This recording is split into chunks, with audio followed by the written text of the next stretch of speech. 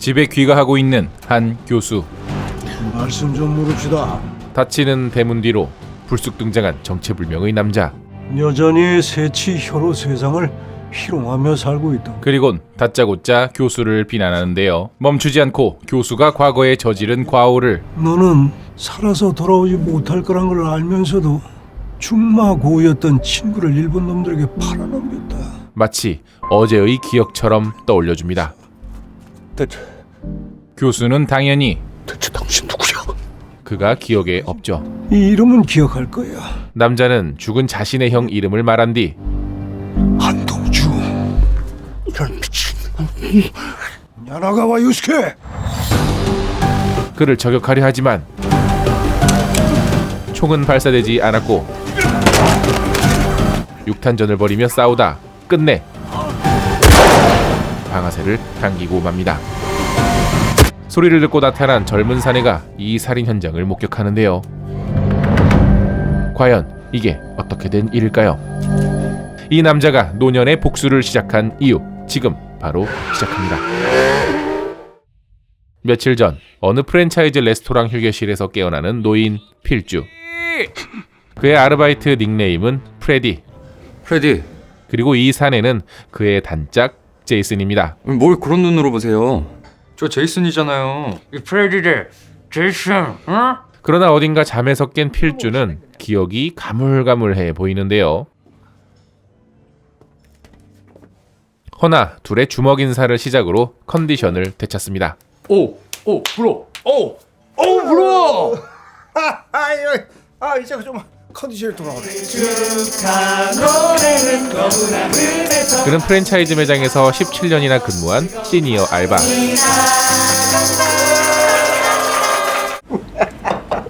PC방 갈 수 있겠다. 나 요즘 롤 좀 배웠는데. 스타보단 롤을 할 줄 아는 그는 젊게 살려 노력하는 멋진 사람이지만 언젠간 은퇴의 시기도 찾아오는 법. 그래, 알았다. PC방은 나중에 가야겠다. 투병 중이던 아내마저 세상을 떠나고 이제 그는 쓸쓸한 자신의 집안 풍경처럼 홀로 남겨집니다. 하지만 어째서인가 그는 새로운 삶의 목적이 생긴 것만 같은데 베일에 가려져 있다 드러난 건 오랜 세월 갈고 닦아온 치밀한 복수 계획들.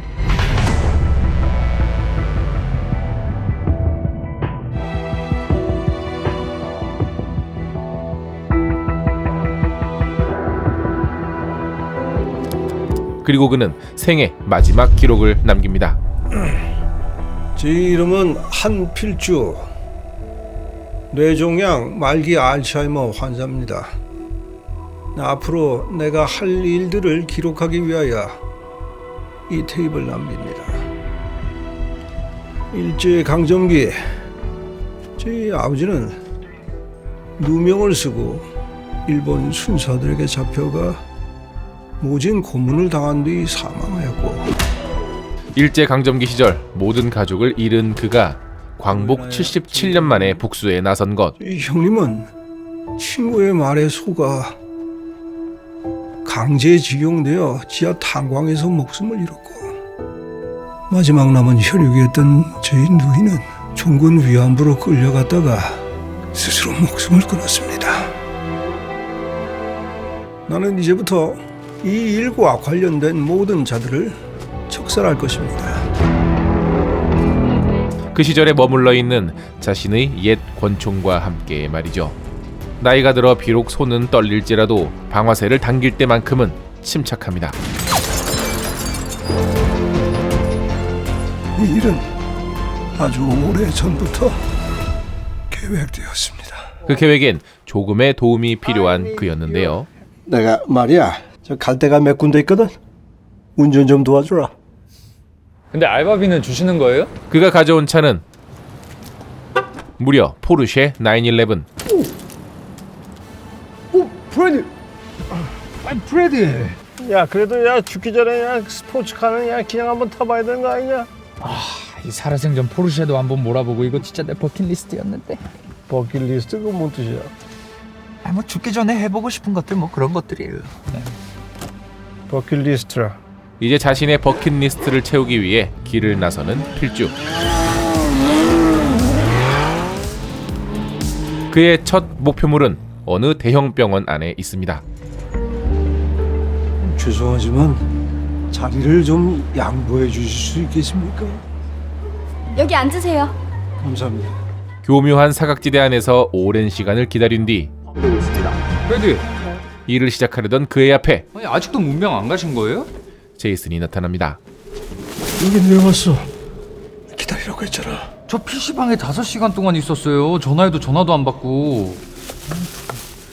식사는 하셨어요? 난 괜찮다. 배고플 텐데 너. 계획엔 다소 차질이 생겼지만 그에겐 남은 시간이 부족하니 일단 작전을 진행하는데요. 먼저 들어가. 아니 늦었는데 같이 가요. 오랜만이라 얘기가 길어질 것 같아서 그래. 먼저 들어가.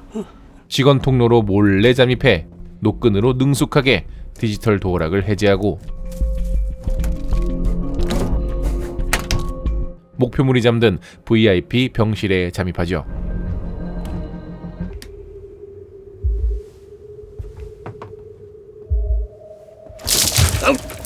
다짜고짜 목표물을 깨우는 필주. 조용히 암살하지 않고 굳이 그를 깨운 이유는 세월이 많이 흘렀지. 내 아버지는 양주에서 신망받는 지주였다. 소장농이었던 너는 그 아버지를 좌익으로 몰아 감옥에 보내고 모든 재산을 빼앗았지. 넌 그런 아버지를 잔인하게 때려 죽였다. 복수의 독백을 들려주기 위해서입니다. 그가 왜 죽어야 하는지를 똑똑히 알려주려는 것이죠. 막내 아들 필주. 목표물도 이제 기억이 떠올랐으니 정백진이 다음은 처형의 차례입니다. 이젠 자네가 죽어줘야겠네.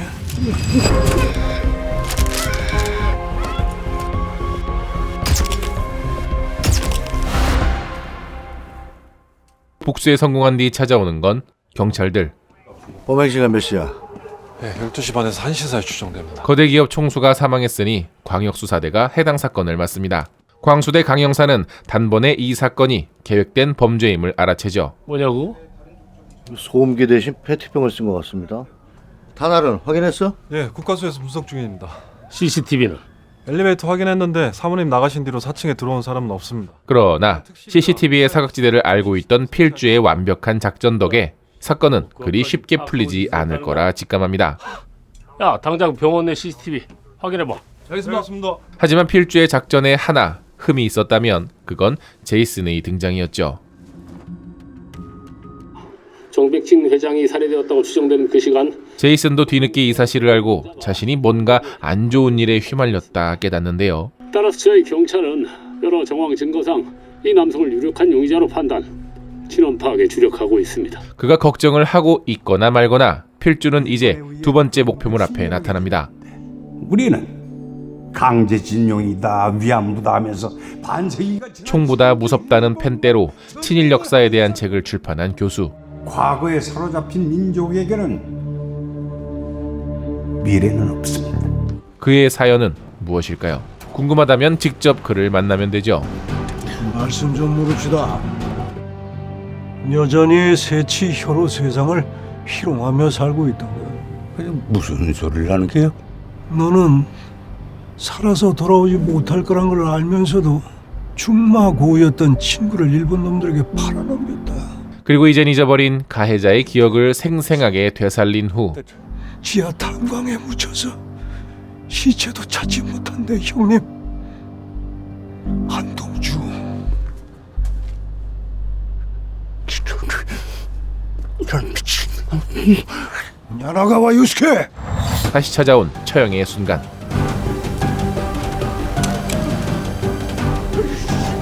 그러나 불발로 계획은 쉽게 실행되지 못하고 몸싸움을 벌이며 삐그덕대죠. 그러나 결국 복수의 총알은 총구를 빠져나갑니다.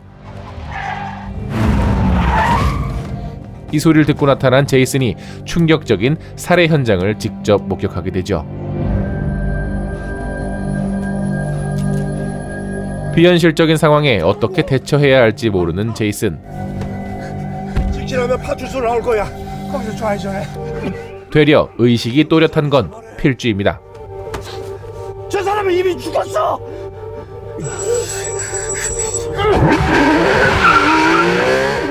뒤늦게 사건 현장에 나타난 강 형사는 살해에 쓰인 총알이 방금 정백진 살해 현장에서 발견된 탄알 국과수 분석 결과 나왔습니다. 뭐래? 관동군에서 쓰던 거라는데요. 관동군이면 일제강점기를 얘기하는 거냐? 일제 강점기 시절 총임을 깨닫죠. 그리고 죽은 양 교수의 집에선 먼저 죽었었던 첫 번째 피해자와 함께 찍힌 사진을 발견합니다. 다음날 잠에서 깨어난 필주. 그의 손가락에 새겨진 건 그가 죽여야 할 목표의 이름들이었고 상처로 그어 죽였음을 표시했죠. 그는 알츠하이머로 기억을 잃어가고 있으니까요. 더불어 누명을 쓰게 될 제이슨의 앞날에 대한 책임도 막중히 느끼는데요. 이제 상황 판단이 좀 되세요? 아니, 그러니까 내가 연락할 때까지 가만히 있으라고 했잖아. 아니, 주차장에서 로비 한 번 갔다고 살인범이 되는 게 이게 말이 돼요, 이게? 아, 됐고 저랑 경찰서 가요. 가서 정리해요, 할 빨리. 거야. 가서 내가 했다고 말할 거다 하지만. 뭐가 됐든 자수를 권유하는 제이슨이지만 마음대로 하세요. 제가 가서 말하면 되니까. 80 노인이 사람 죽였다는 거 믿겠냐? 설사 네 말을 믿는다고 해도 나 혼자 했다고 생각하지 않을 거야. 네가 날 도와줬다고 생각하지. 필주 말대로 현실적으로는 저 이런 얘기 좀 외람되긴 한데 진짜 완전 미치신 거 아니에요, 지금? 일 끝나면은 너는 협박받았다고 그래서 어쩔 수 없이 끌려다녔다고 내가 증언할 거다. 더 설득력이 있습니다. 아니, 원래 이런 사람이었어요? 제이슨 입장에선 그런 말을 아무렇지 않게 내뱉는 프레디가 아니, 지금 나랑 마주보고 얘기하고 있는 사람이 그 TGI에서 같이 접시 닦던 그 프레디 맞아요? 에? 오래 알고 지낸 그 프레디가 맞는지 혼란스럽기만 합니다. 결국 그는 필주의 차로 경찰서 앞마당까지 와버리는데요.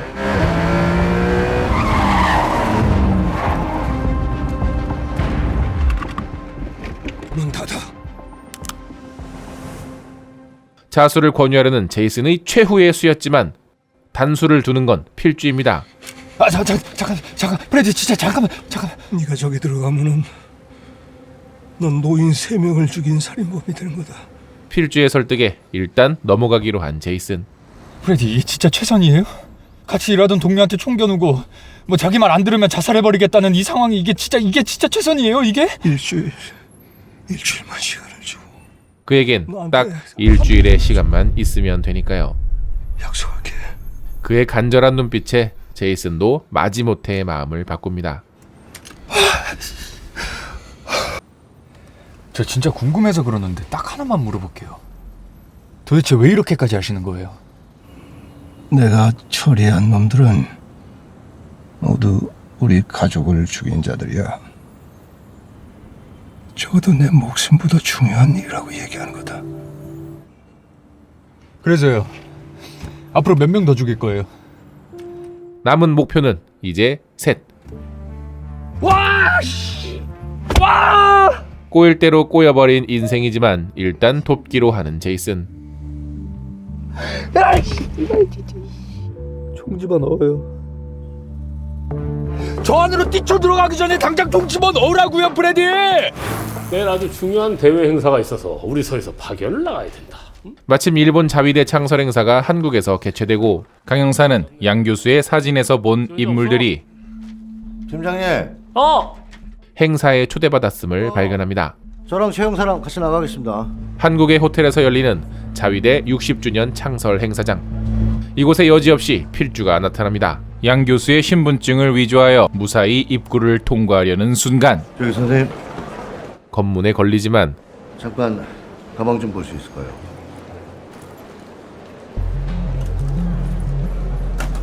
다행히 무사 통과. 담배 끊는데 그만한 게 없습니다.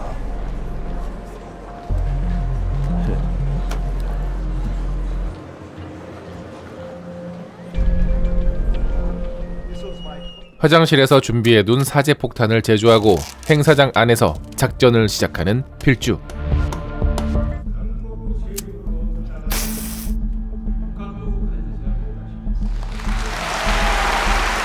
과연 그의 복수는 성공할 수 있을까요? 많은 기억을 잃어버렸음에도 복수를 위한 기억만큼은 절대 잊지 않는 그. 오랜 세월을 오직 이날만을 위해 기다려온 필주. 기억이 완전히 사라지기 전에 서슬퍼런 복수를 완성해야 합니다. 남은 희생자 셋은 과연 누구일까요? 필주의 복수는 과연 성공할 수 있을까요? 결말이 궁금하시다면 10월 26일 극장에서 직접 확인해보세요. 지겨워. 어머니다. 이성민 주연의 영화 리멤버는 2015년 원작 리멤버 기억의 살인자를 리메이크한 영화입니다. 아내가 죽고 은퇴 후 치매가 오기 시작한 주인공이 가족을 죽인 아우슈비츠의 나치를 찾아 복수하는 내용인데요. 고 크리스토퍼 폴러머 주연의 원작이 노년의 느릿느릿한 복수극이었다면 이성민 주연의 리멤버는 빨간 포르쉐의 질주만큼이나 속도감 있는 복수극으로 변했습니다. 특히 원작의 주요 설정을 차용했을 뿐 세세한 내용은 전부 다르게 진행되고 있어 각색이라기보다는 새로운 영화에 가까운데요. 그도 그럴 것이 최근 넷플릭스 오리지널 작품인 수리남의 윤종빈 감독이 제작과 각본에 참여하여 서스펜스의 완성도를 높인 것이 주요했습니다. 저는 이 영화에서 가장 흥미로웠던 부분이 바로 알츠하이머로 기억을 잃어가는 주인공이었는데요. 그의 복수를 위한 기억이란 일제강점기 시절 친일파들에게 모든 가족을 잃었다는 것입니다. 벌써 광복한 지 70년도 더 훌쩍 지났기 때문일까? 기억을 잃어가는 것은 주인공만이 아닌 어쩌면 우리도 마찬가지인 것은 아닐까에 대한 질문처럼 보였습니다. 완전히 청산되지 않은 친일파 문제가 마치 우리 모두가 알츠하이머에 걸린 것처럼 잊혀져가는 것은 아닐까에 대한 은유와 비판처럼 느껴졌기 때문이죠. 타국 땅에서 자국의 자위대 창설 기념 행사를 치르는 이 치욕이야말로 깨끗하게 청산하지 못한 친일의 잔재를 완벽히 보여주는 사건 같았습니다. 때때로 우리는 삶에 치여 흘러가는 거대한 역사의 풍파에서 멀어진 채 역사적 사건에 참여하지 못한 자신을 세월이 흘러 뒤늦게 후회할 때가 있습니다. 그리고 그 사건이 가진 짐의 무게가 무거우면 무거울수록 청산하지 못한 거대한 마음의 빚으로 자리하게 되는데요. 고향으로 돌아온 뒤 스스로 목숨을 끊었습니다. 특히 직접적으로 피해자와 연관되었다면 그 빚의 무게와 크기는 쉽게 가늠할 수 없을 것입니다.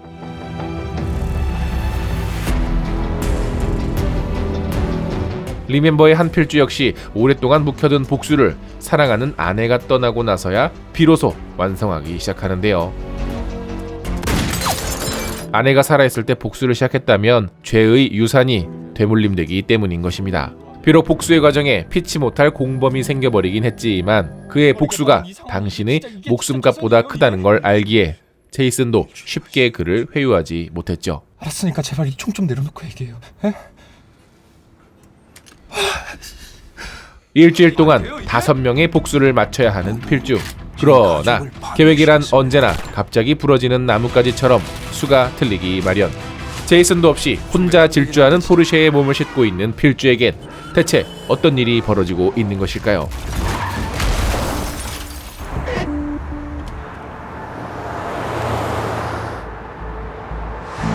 그리고 그가 복수할 5명의 대상은 각각 어떤 원죄를 지니고 있을까요? 언젠가는 반드시 나왔어야 할 이야기, 한 번쯤은 우리가 진지하게 나눴어야 할 이야기, 드디어 세상의 모습을 드러낸 모두가 잊어서는 안 될 기억. 내가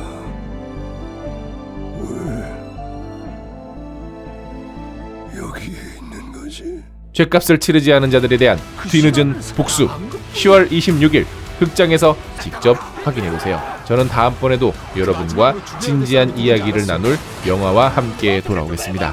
지금까지 같이 영화 보는 남자 엉준이었습니다. 우린 지옥에서 만나자.